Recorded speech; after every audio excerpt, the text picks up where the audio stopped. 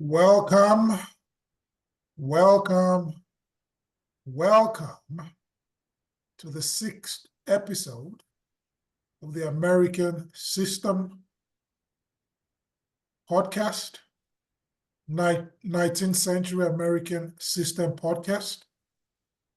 And as I imagine you are starting to get used to, we have none other on the show than the world-leading authority on the subject of American system of political economy, Mr. Neil Martin.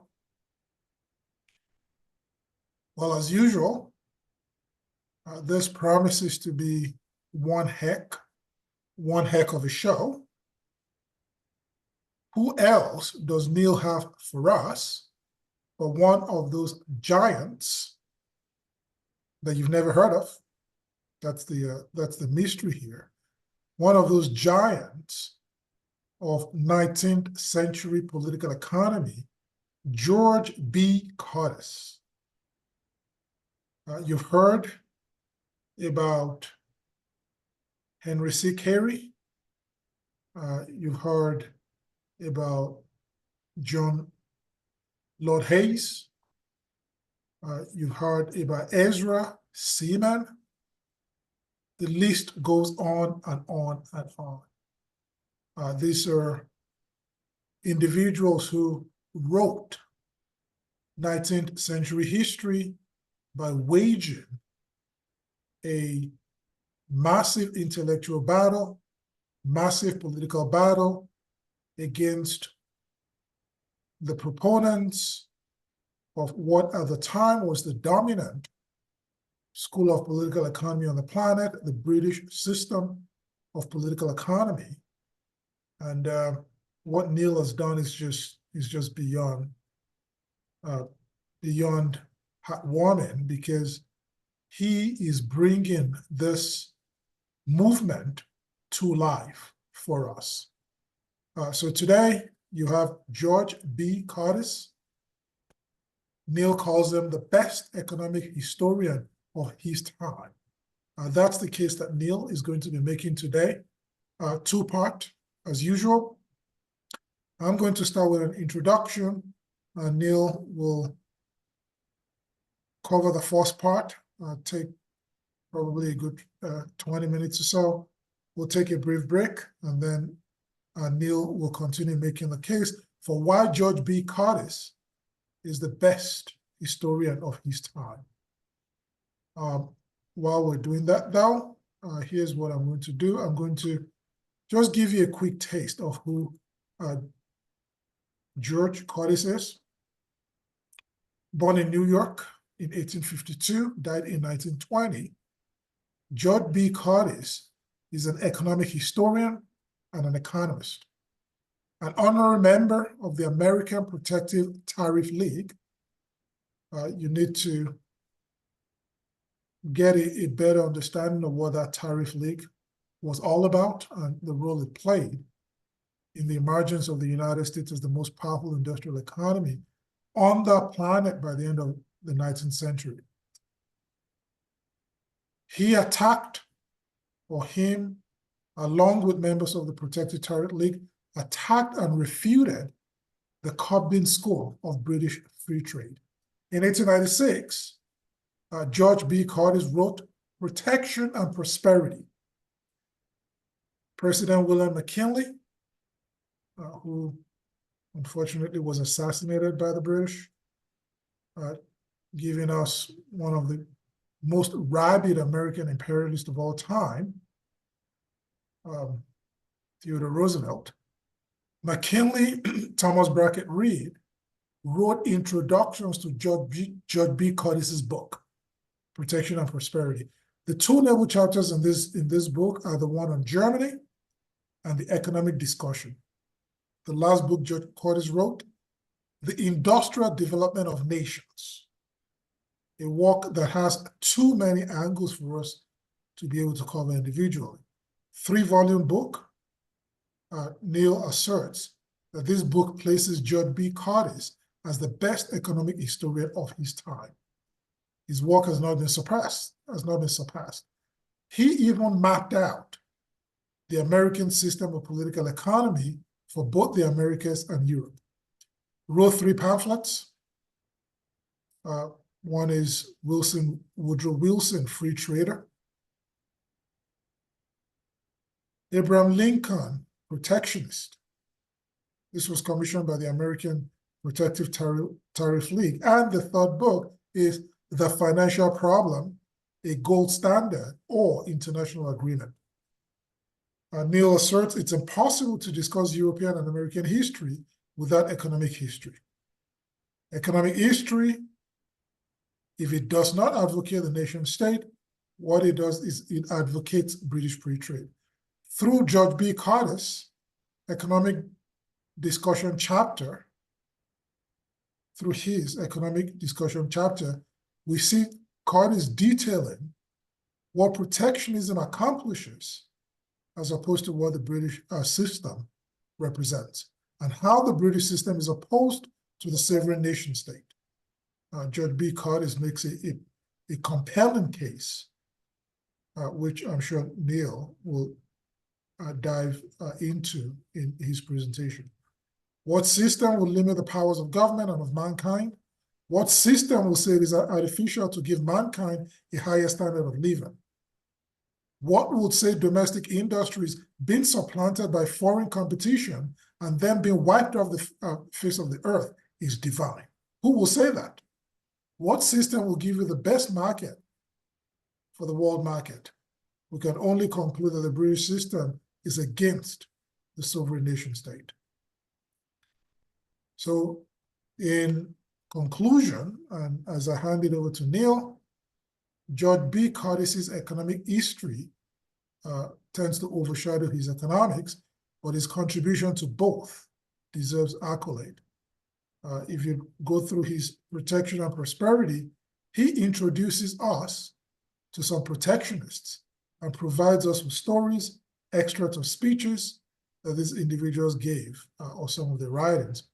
So he gave us Alexander Hamilton, Frederick List, Lord George Bentinck of England, Henry Carey, Germany's Otto von Bismarck, economist George Boughton, British economist John B. Bowles, and Thomas B. Reed of Maine. Needless to say, this was a prolific writer, an intellectual, one of the leading lights of the American system of political economy in the 19th century. Ladies and gentlemen, here's Neil Martin giving to us George B. Curtis, the best economic historian of his time. Over to you, Neil. Okay, so this presentation is going to be on the best economic historian of the 19th century and early 20th century, George B. Curtis. George B. Curtis writes Protection and Prosperity in 1896. This is when we are under free trade with the Gorman-Wilson tariff of which was enacted in 1894. So he wrote the book in 1896, and the main target of Protection and Prosperity is the British. The British system of free trade. What does the British system of free trade represent? What type of trade does the British system want? Does the British system want the trade that's going to develop sovereign nation states? Or does it want the trade that's going to destroy economic sovereignty and ultimately destroy the sovereign nation states? So one guy who protectionists just outright hated was this guy by the name of Richard Cobden. Richard Cobden, when he died, shortly after he died, the British created the Cobden Club.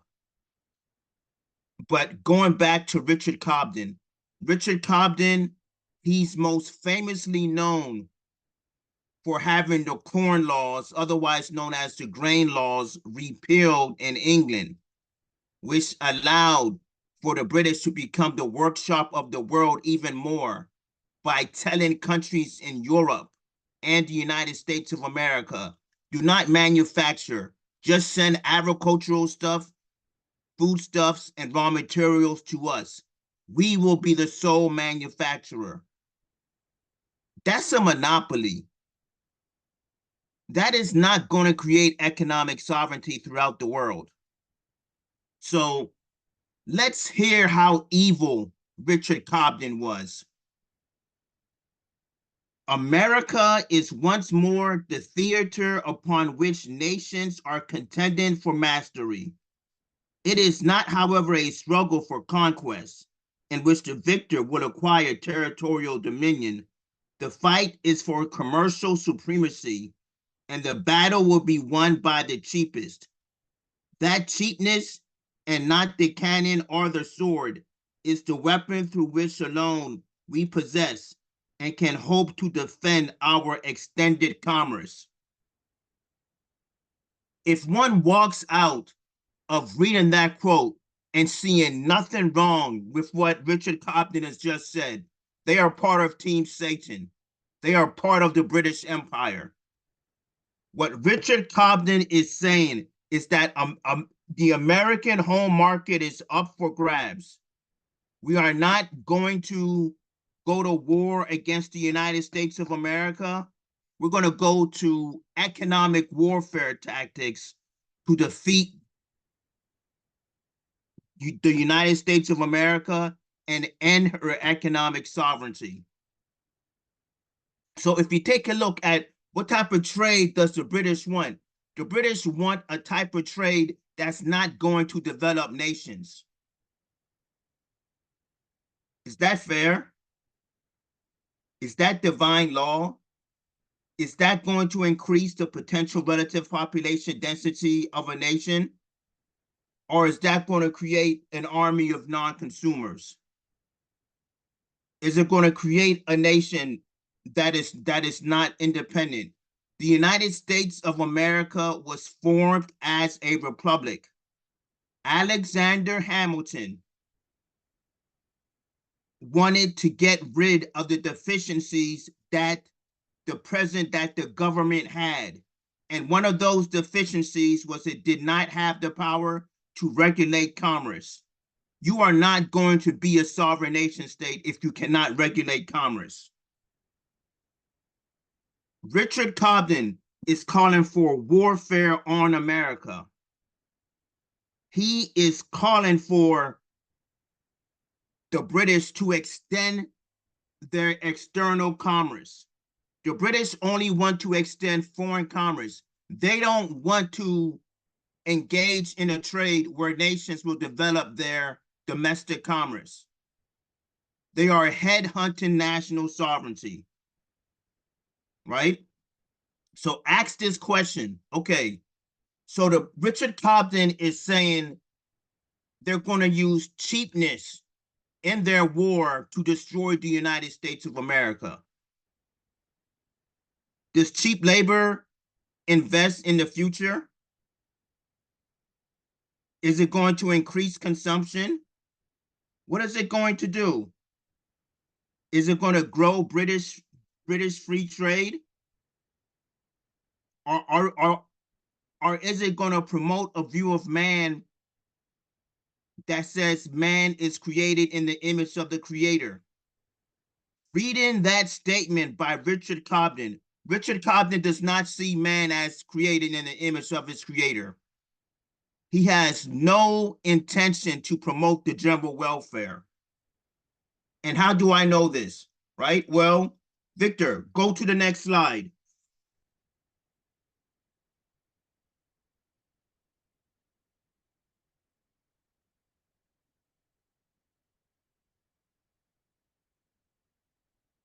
Victor, you're on mute.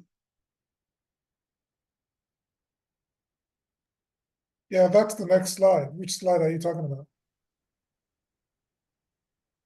The slideshow. I don't see the slideshow. Which one do you want? Which slide? This Victor, next one? you don't have the slideshow on the presentation. All you have are the two. You just have you don't have any of the slideshows.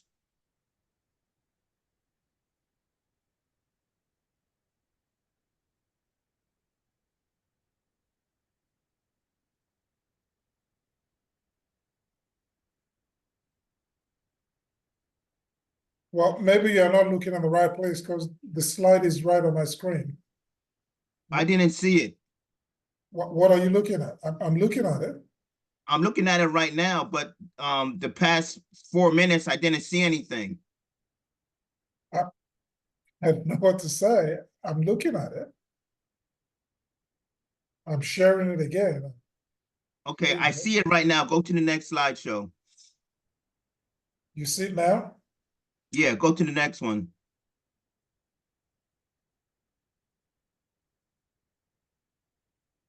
Okay, this is John Bright.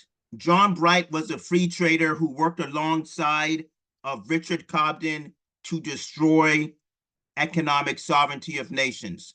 John Bright saying, fight cheap labor with cheap labor. John Bright is obviously not a protectionist. And just take a look at this quote. He's writing somebody who is complaining about cheap labor, doing them in. I fear that I can write nothing that will be of service to you in the circumstances you describe. If your manufacturers are unable to compete with their rivals in other parts of the country or in foreign countries, their business must be unprosperous and may gradually decay. If the cause of these and the high wages claimed and paid in your town, unless wages in other parts can be raised, it will seem to follow that your trade can only be preserved by a reduction of your wages or by some other diminution of the cost of manufacturing, if such be possible. John Bright just stated the way you fight cheap labor is through cheap labor. He doesn't say you fight cheap labor with protectionism.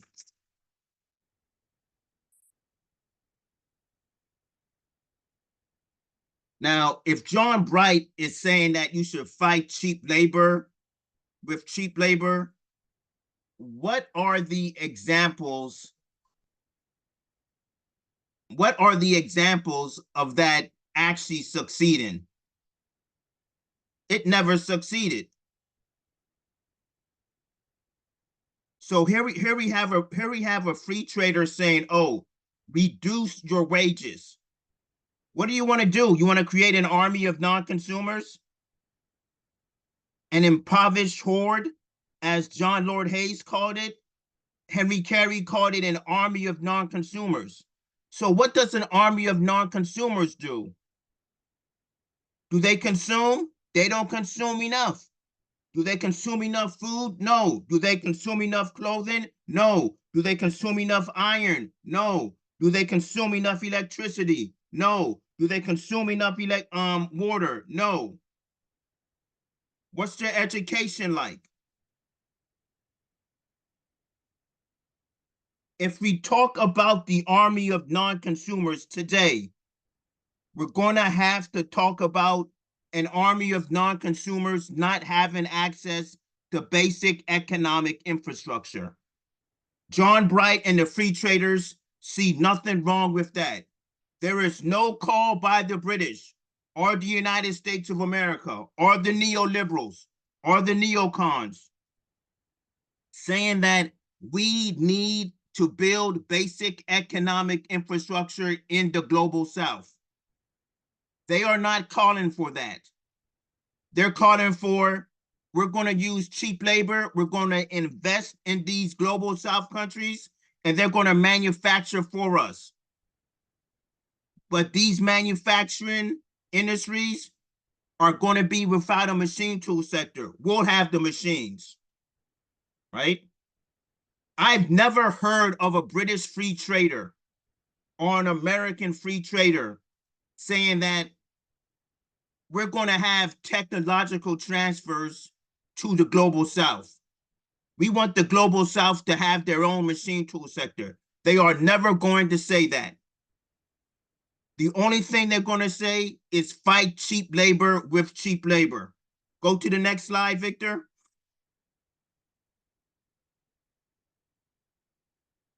All right. The next slide is going to be about the British response to the report on manufacturing. If people want to understand how much the British hated economic sovereignty, how much the British hated protectionism, all they need to do is listen to this story. George B. Curtis uses a story from an 1817 pamphlet published by Americans, right? And here's what they say. They say, in the beginning of the year 1792, when the report of General Hamilton, then Secretary of Treasury, made by order of the House of Representatives, was published in England, it created such alarm that meetings were called in the manufacturing towns, and Manchester alone, at a single meeting, subscribed £50,000 sterling toward a fund to be vested in English goods and shipped to the country for the purpose of glutting our market and blasting the hope of our manufacturers in the bud.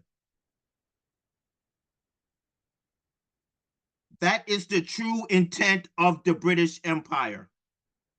If somebody wants to tell me that the British had good intents for free trade, they are completely insane. But what is so scary about the report on manufacturing by His Excellency Alexander Hamilton? Well, we're going to take a look at 3 parts of the report on manufacturing when Hamilton is talking about the benefits of manufacturing in a country. He says, an extension of the use of machinery.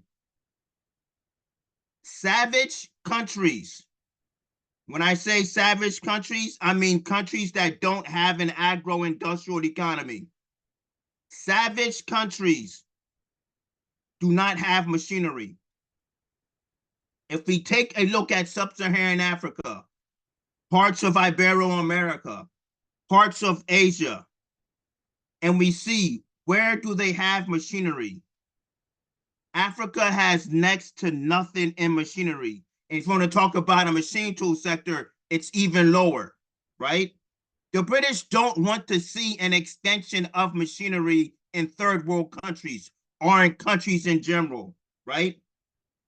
The only type of economic policy that will increase or create an extension of machinery is the American system of political economy.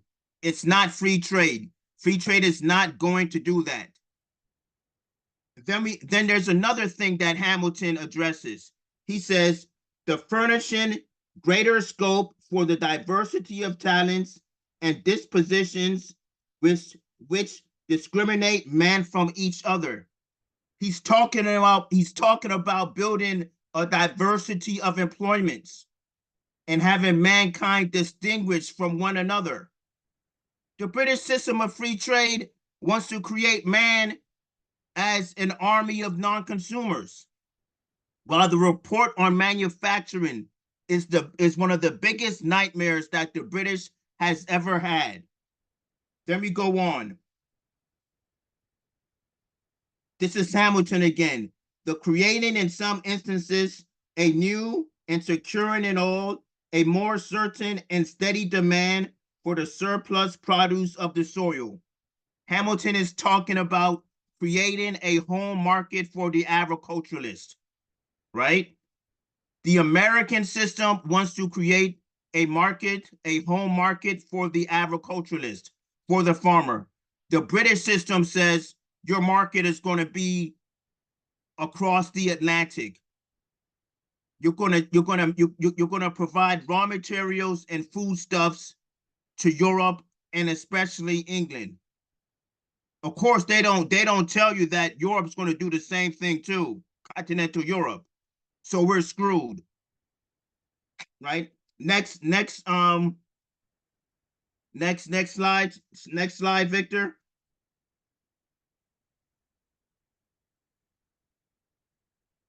Okay. What the free trade grouping, what the free trade movement wants to do. And this right here piggybacks off of the report on manufacturing, which was the original farmers' question on what do the farmers actually need. The farmers do not need Great Britain. They don't need the British Empire. They don't need British free trade. They need the American system of political economy. And so this is what George B. Curtis says. This is in his economic discussion.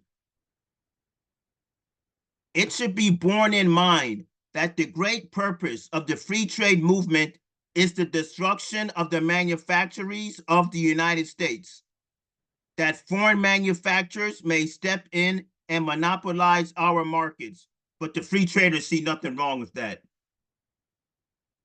The appeal is made to the agriculturalist that he will profit by joining hands with the British manufacturers in the destruction of the manufactories of his own country. Only the slaveocracy went with this crap. Some of the farmers went with it too. The result of this policy will not only destroy the great industrial centers of the United States, in which the American farmer finds the best market for his produce, but by driving more people into farming, it would increase the number of agriculturalists and bring about such overproduction in farm produce that he will find little sale for his commodities in the glutted markets. Right? So George B. Curtis is outlining what the British want to do. The British want to have the farmers on their side, to have the farmers destroy the United States of America with help from the British. And what would the British do? The British would glut the American market with manufactured products. And the farmers would send their agricultural products and raw materials over to England. Now, in the process of doing this and destroying the manufacturers of the United States of America, what are those people going to do? They can't manufacture anymore. What's their next option? Their only option.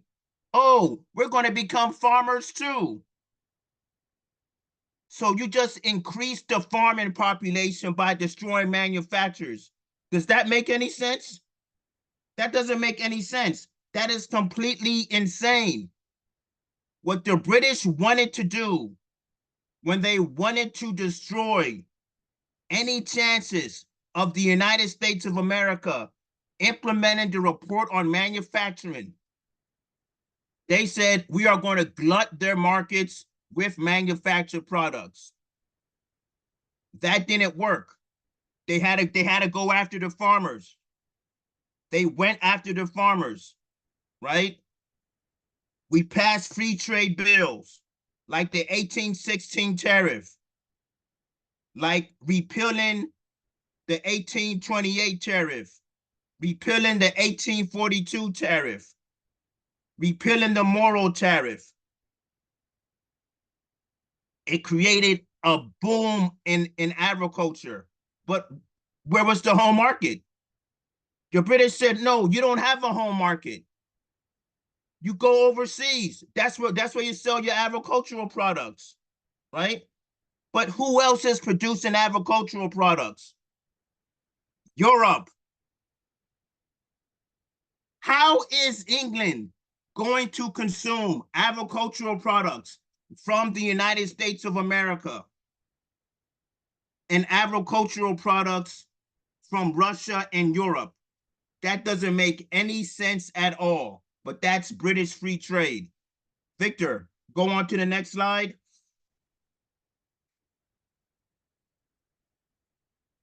Okay, this is quite the quote.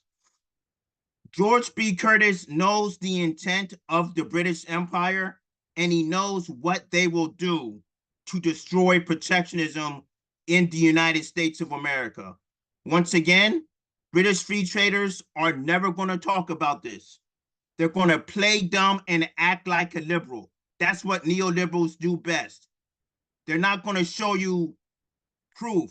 There's overwhelming proof that the British wanted to use free trade to destroy the United States of America, and they will use all means available to destroy the sovereignty of the United States of America. But the British will say, we want you to buy cheap. We want a good life for your consumers. We don't need consumers in the United States of America. We need citizens. Let's get to the quote. The great question in England was not the perpetuation of their own industries by protection, but to get rid of protective tariffs in the United States and other countries, which alone stood in the way of which they were suffering. The restrictions on their commerce of which they complained were on the statute books of other nations. The custom house officers who so exasperated them and against whom they railed with such bitterness, ridicule, and sarcasm were hurled against a system which had become injurious to their trade only by being practiced by their rivals. It was under these circumstances that the entire British press, their orators, statesmen, professors, and manufacturers entered upon a raid against the policy of protection. What specific could be applied to the condition? Foreign tariffs alone stood in their way. The remedy must be their modification or abolishment. The people of the United States must be convinced that protection to native industries was radically wrong and totally wrong.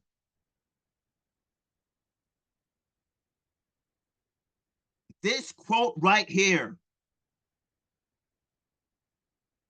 gives you an explanation on why the British deployed Richard Cobden, John Bright, other free traders, the Cobden Club, free traders, professors, the press, British politicians, to destroy protectionism, the American system in America.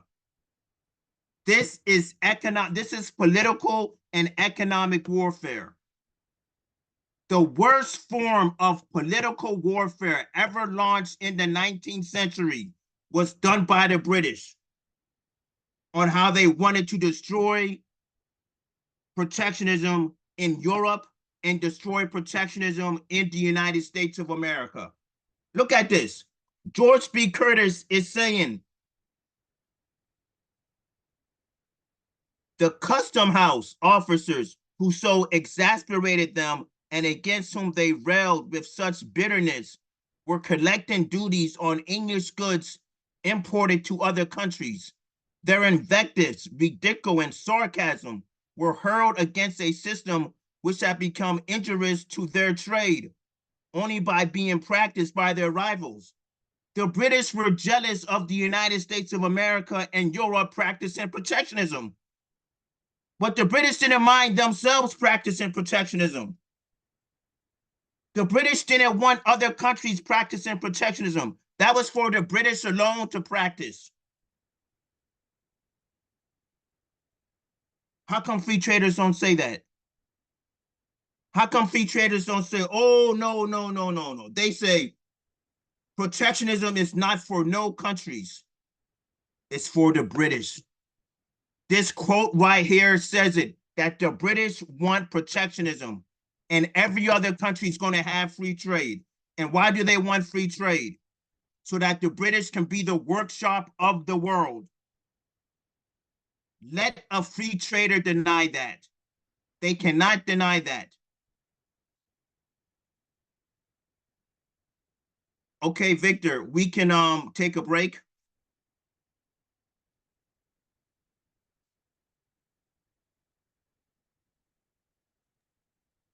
There you have it, people. From the horse's mouth. World leading authority on the subject of American system of economy, political economy, breaking down with precision the difference between the American system of political economy and what is and remains, what was, remains, except for a few intervening years, the Roosevelt years in the 21st century, what remains the dominant school of political economy on the planet, the British school. Distinct differences: protectionism versus free trade, manufacturing versus competitive advantage, or whatever theory David Ricardo came up with, central banking versus national banking. Those are the key areas of differences between those two schools.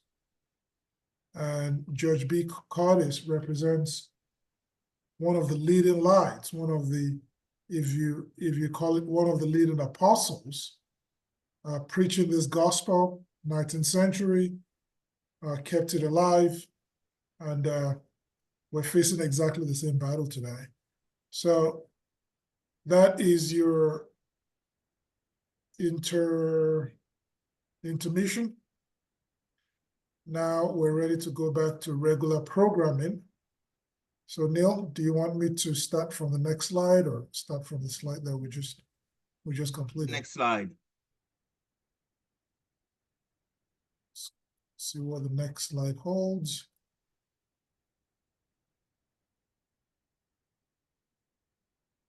Back to you, Neil.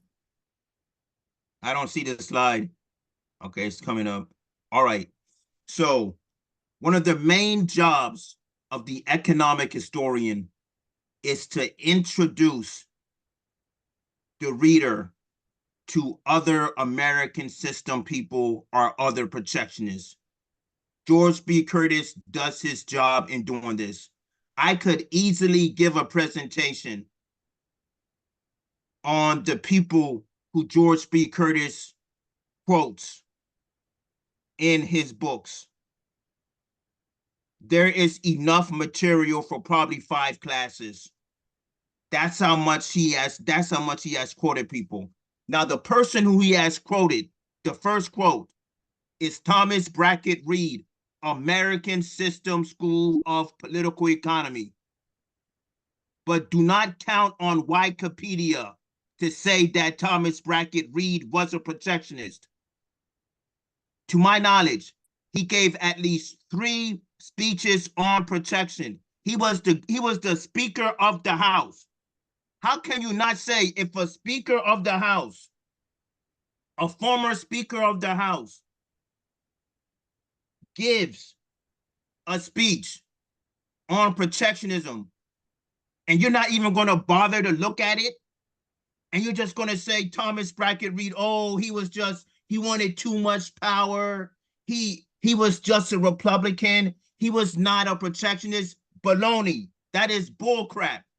If you read the speeches by Thomas Brackett Reed, you will see that he is a protectionist.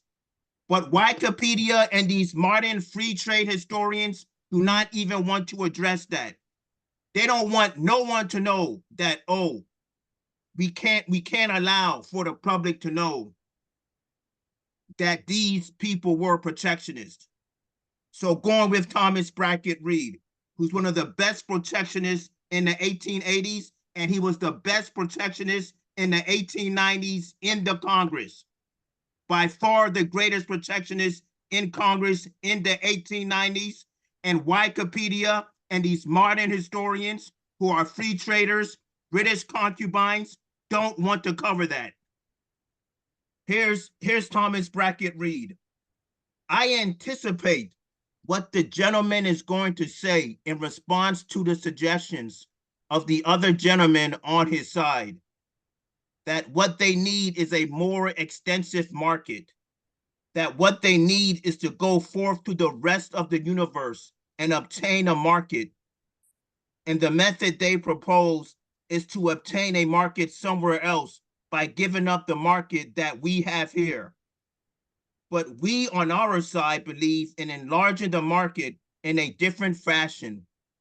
We do not mean to go to the ends of the earth and struggle with the cheap labor of the world.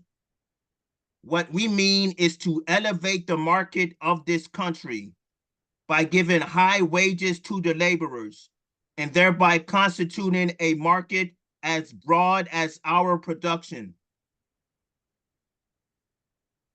What Thomas Brackett Reed is saying, we don't want to extend global trade. We don't want to extend foreign commerce. We want to grow our home market. That is a beautiful view of man. The free traders don't have a good view of man because they don't want to grow their home market. They don't want to grow the home market of other countries and have other countries be sovereign, right? Thomas Brackett Reed is saying, we want to elevate the market. Well, if you elevate the market, that means you have to elevate the standard of living for the population, right? So if you elevate the standard of living for the population, that means their consumption power increases. Their base of consumption increases. The free trader says the only way that we can increase our profits for our manufacturers is by having more foreign commerce. How do you get more foreign commerce? By being fair or being cheap? It's by being cheap, right? And we don't want cheap men. We want all countries to have economic sovereignty. And this is what Thomas Brackett Reed is saying. Not only that, Thomas Brackett Reed was against the imperialism coming out of the Republican Party that William McKinley got sucked into, right? So here we have an American system politician who the free traders who control Wikipedia and these neoliberal, neocon, modern day historians, they don't want to tell the truth about Thomas Brackett Reed. That's why we need good economic historians. Who is the other economic historian? They don't exist. Economic historians do not exist. George B. Curtis provides us with a gem. If you want to look at the protectionists in Congress, a good portion of them, George B. Curtis doesn't talk about all of them, but he gives you a good handful. And other economists that was protectionists, you go to George B. Curtis. He will not fail you. Victor, next slide.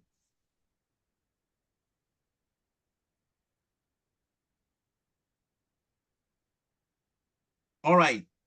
This is George Gunton, another protectionist who Wikipedia doesn't call a protectionist. I went on Wikipedia several years ago and I corrected it. And my correction is still there. So George B. Curtis introduced me to George Gunton. And George Gunton is going to be talking about competition. And we all know how the British system of free trade, libertarians, they go on and on about competition. Competition is so good. Who cares if competition wipes out the competitor? Well, George Gunton has something to say about that. He says, as we have seen, unrestrained struggle may and often does mean repression and despotism instead of development and freedom. Development and freedom. British free trade doesn't lead to development and freedom. Go ask their former colonies that in Africa. It is entirely true that competition is indispensable to development. But in order to have competition that develops, instead of a struggle that destroys rivalry, must take place under conditions which make the object sought reasonably possible to either contestant. There can be no advantageous competition where the prize is impossible to one and certain to the other. Such an unequal struggle, instead of developing the highest possibilities of both competitors, inspires neither contestant to do his best.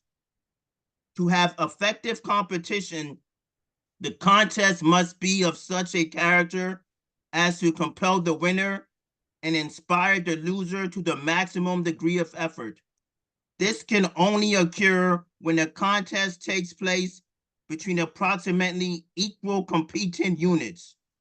Competition between unequals necessarily tends to crush rather than develop the weaker, although he possesses all the potential possibilities of superiority. George B. Curtis put that in his Protection and Prosperity book. This is one of the greatest quotes in an 1890 book on political economy. George Gunton is saying that we need to have a competition that develops nations. British free trade is not interested in a competition that develops free nations. They want to destroy. They want to destroy the weaker. Survival of the fittest. We're going to get to that, right? So this competition that the British want,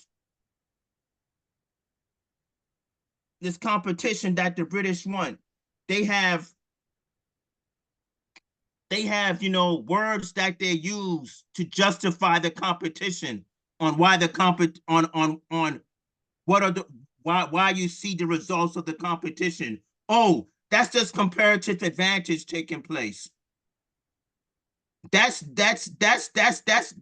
not the strong surviving and the weak perishing. That's just comparative advantage, right? The free trade school does not want to see a rivalry between equals. It doesn't want to see a rivalry where at the end the weaker gains ground and is able to compete. They want to destroy economic sovereignty. And if you want to destroy economic sovereignty, use free trade, use competition. One of Adam Smith's favorite word is competition. Oh yes, use competition to destroy domestic commerce. What is the purpose of competition? What is the purpose of global competition? The purpose of global competition is to expand foreign commerce. It is not to grow domestic commerce in several countries throughout the world. Global competition, globalization, otherwise known as competition, is not going to develop sovereign nation states. And George B. Curtis in the 1890s is saying, as we have already seen, unrestrained struggle may and often does mean repression and despotism instead of development and freedom. Would a free trader ever say, yes, globalization and British free trade, buying in the cheapest market, selling in the dearest market, is going to lead to development and freedom? They will never say that.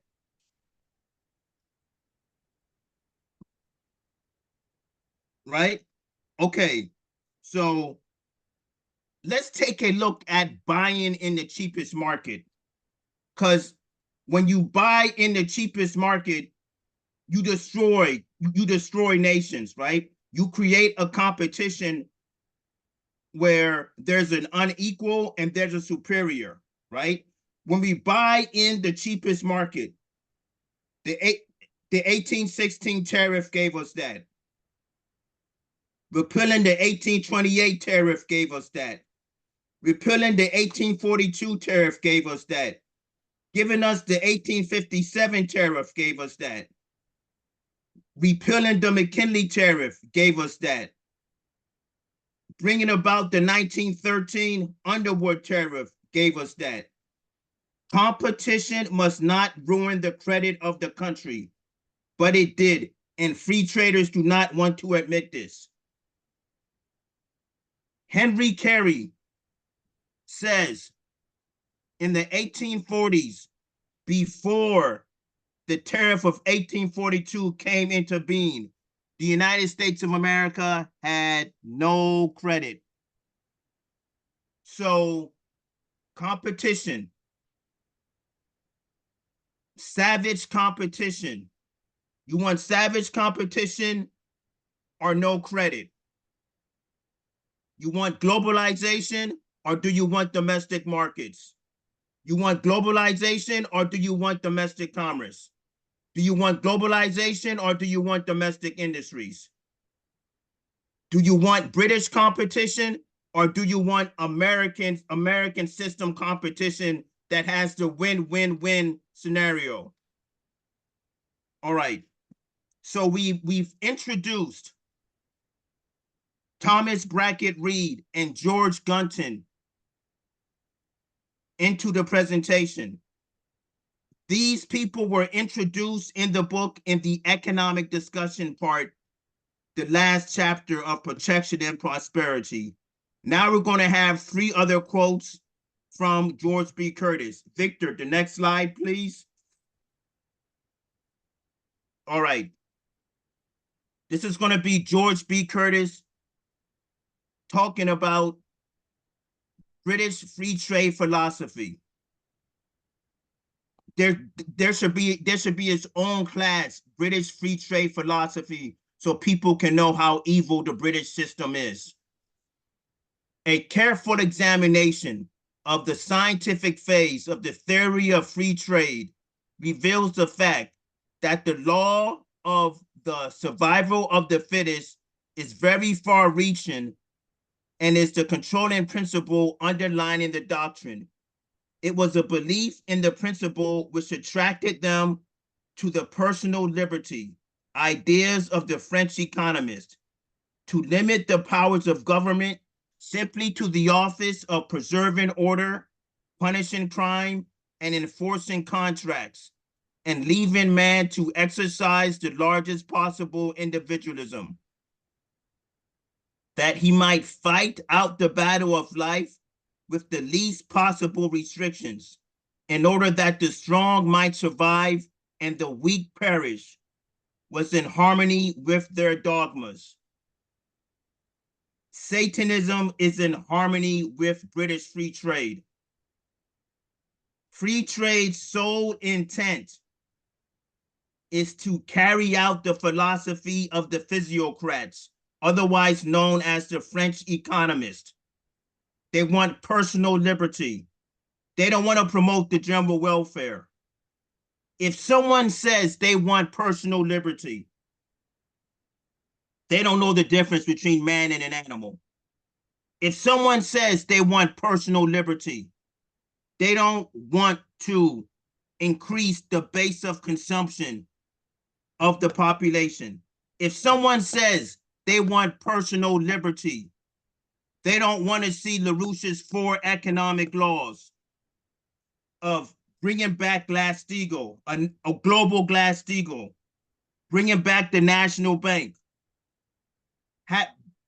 utilizing credit to raise the energy flux density of the economy. And number 4, entering the nuclear age. We should have been in the nuclear age 60 freaking years ago or 70 years ago, and we're not in it. The space program. We have to revamp the space program.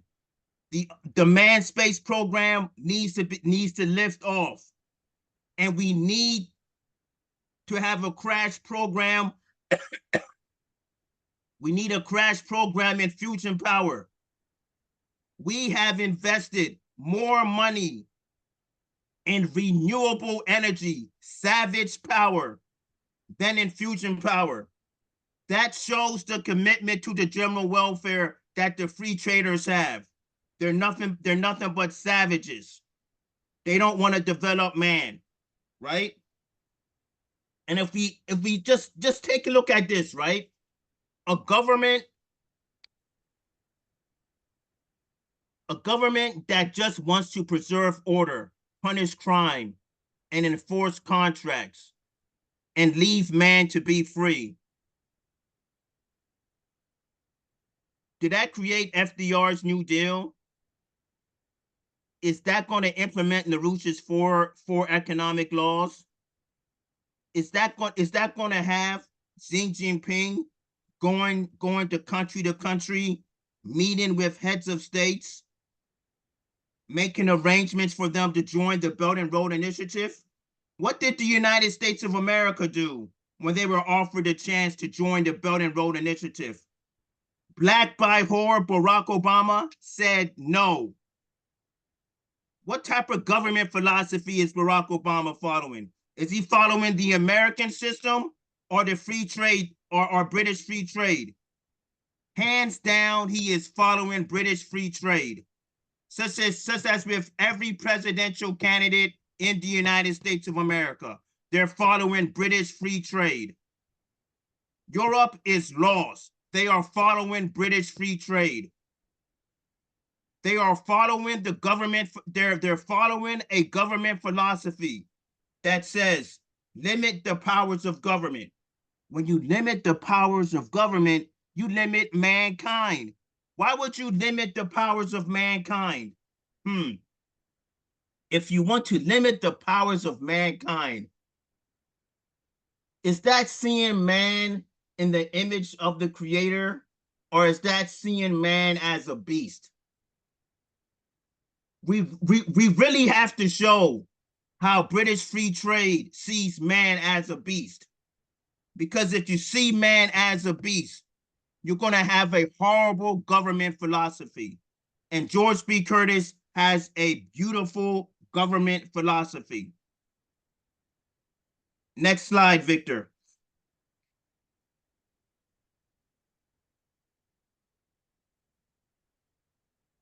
All right. Protection is divine law. Once again, this is from the economic discussion of George B. Curtis. It just keeps getting better and better and better. He says, the imposition of protective tariffs by the United States upon the natural products of soil and climate is not to force or stimulate the growth of products in the United States unsuited to natural conditions, but solely to provide for a difference in wages arising from conditions of civilization. If considered from the standpoint of the design of the creator of the universe, such protective legislation is justified upon the ground that it results in an improved condition of man, enabling labor in the United States to be better rewarded, better educated, better housed and clothed, and to reach a higher state of civilization. If such condition of humanity is the purpose of the supreme ruler of the universe, protective legislation is in harmony with divine law. George B. Curtis is saying protectionism is in harmony with divine law. Free trade is not in harmony with divine law. Free trade is in harmony with satanic law. Right? Okay, so let's take a look at this, right? So the free trade school says that, oh, protectionism makes unnatural things and it stimulates things that shouldn't take place, and it channels resources into industries that have no business to be created. I'm sorry, but the aim of protectionism is to not grow pineapples in Minnesota. It's not to grow avocados in Michigan. It's not to grow avocados in Maine, right? The purpose of protectionism is to give an improved condition to man. Has anyone heard of FDR's Economic Bill of Rights? All you have to do, if you want to see FDR's Economic Bill of Rights, is that you implement the American system of political economy. That's all you have to do, right? So the free traders, right? How do the free traders respond to mankind having an improved condition under the American system and protectionism? How does he respond to labor being better rewarded? Oh, wait, hold on. Let's use the trump card, the British. Of course, the British treated their labor well. That's a bunch of baloney. Henry Carey called the very laboring poor of England the army of non-consumers. In the past presentation that I gave on John Lord Hayes, John Lord Hayes says there were 15 million in a 15 million laboring population who were poor, dirt poor in England, and the British didn't want to do nothing about increasing their living standards. And free traders want to say that the American system, protectionism, wants to stimulate growth in areas that are unfit and unsuited. Something's wrong here, right? George B. Curtis also says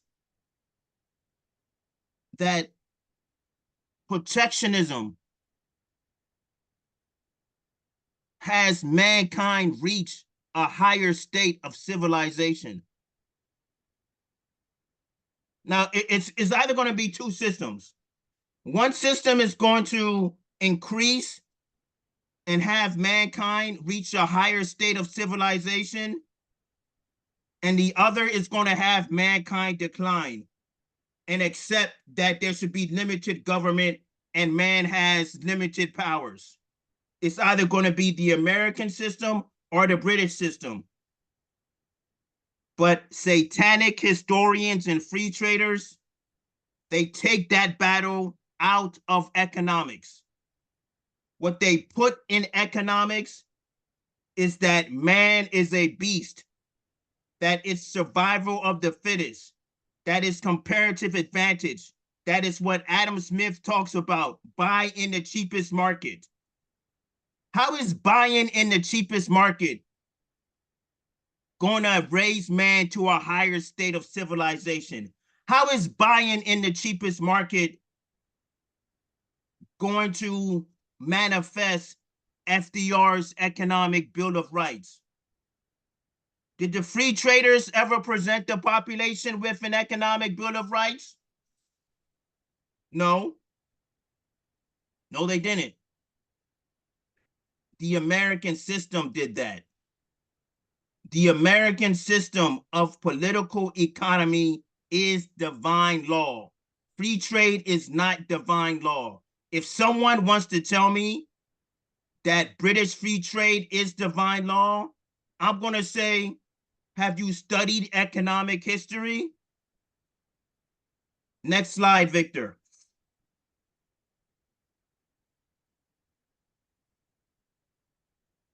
Okay. This is the last slide. This is George B. Curtis at his best.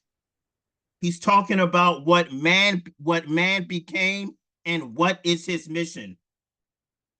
The free traders don't talk about mankind in a beautiful way. They don't talk about man's mission. The only time they allude to man's mission is when they say buy in the cheapest market. And that was said by satanic Adam Smith. And the free traders went along with this because they're concubines of the British system. So here we have George B. Curtis saying something which is very important in political economy. This is one of my favorite quotes from Protection and Prosperity. With high and lofty aims, and indomitable will, he has risen step by step from a condition of ignorance to a high state of civilization, at first in his weak condition, unconscious of his powers, unaided by the past experience, and unable to penetrate the darkness of the future. He advanced slowly and with great difficulty. How changed today, with unlimited powers and opportunities, the lamp of experience has guided his footsteps for centuries, so lights up the world about him that the future is no longer hidden from his view. Life is no longer an inexplicable mystery. Man is not sailing an unknown sea without chart or compass, but has discovered laws, forces, rules of individual conduct, and principles for the government of society, and nations which mark the shoals and breaks to be the breakers to be avoided. It is by a comprehension of causes and means by which he has reached a high eminence that it might become possible for man to move on in the same course, and to bring every creature, every country, and every locality into that high state which enable him to accomplish and fulfill his ordained destiny. Just completely beautiful. Just leaves me speechless every time I read it, right? So we know George B. Curtis has a beautiful view of man, right? You judge a political economist on their economic history and their view of man. George B. Curtis gets he gets flying colors. He just his view of man is what you can build a foreign policy on. His view of man can easily have one say, he's going to talk about an economic bill of rights, right? And I say this again, the American system represents the economic bill of rights. British free trade doesn't create that. The British had 15 million people in the 1850s who were the impoverished horde. And the British government didn't want to do nothing at all about that. But they were telling people overseas that send us your foodstuffs and we will send you manufactured goods, right? That same British who didn't want to elevate 15 million of our population, how could the British say that man have unlimited powers? How can they say man has unlimited powers? That's against the British. The British will never say that man has unlimited powers. The British will never say that the future can now be seen. The British will never say life is no longer an inexplicable mystery. The British will never say that mankind can know rules, can know principles, can know forces, can make discoveries. They're never going to say that. Why am I saying this? Well, let's take a look at David Ricardo, right? So what I just read right here is George B. Curtis's view of man. He's saying that man has unlimited powers. Well, they're going to say, David Ricardo spoke about man having unlimited powers. Really? In his rent theory, which Henry Carey exposes, David Ricardo says that man first inhabits the richest soils. He is unable to develop them. He moves on down to a soil that yields less. He is unable to develop them. Man is a slave of nature. Slaves of nature do not develop. When someone says man is a slave of nature, how can you believe them when they say mankind has unlimited powers? When you say man is a slave of nature, you are not saying man has unlimited powers. When you say man has unlimited powers, it's going to lead to great things. Like what? LaRouche's Oasis Plan. Like what? The Belt and Road Initiative. Like what? Building thousands of duplexes throughout the world. Like what? Having an international space program. When you say man is a slave of nature, what are you going to push? Renewable energy.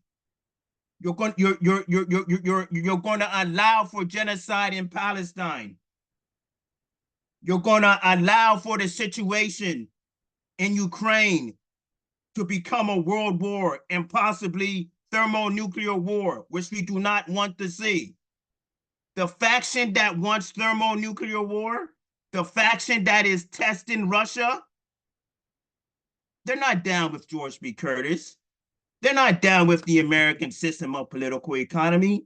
They're concubines to the British system of free trade. And this quote by George B. Curtis, how change today with unlimited powers and opportunities, the lamp of experience, which has guided his footsteps for centuries, so lights up the world about him that the future is no longer hidden from his view. What is this capable of doing? This is nation building 101. The British system doesn't offer nation building 101. They offer man is a slave of nature 101 and how to create wars in an instant.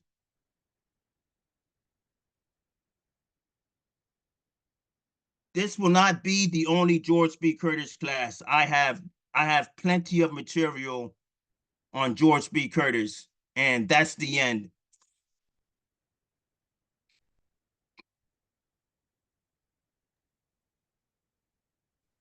All right, folks, you heard it from the man himself. That's not all he's got. So this is probably going to be a first part of, who knows, maybe a multi-part series specifically on George B. Curtis. But the trip down history continues. I believe Neil has now brought about introduced about four different American system authors from the 19th century to you. Well, if you think that's all, where that came from, well, you should disabuse yourself, because next month we're coming back with a brand new episode 7 of the American System of Political Economy podcast, where your education on the subject of American system and everything related to American system continues without a break. So without further ado, I want to thank anybody who has listened to this, for taking the time to listen. And we invite you to join us for future episodes as we continue this educational journey, both for ourselves and for you. Thank you for listening.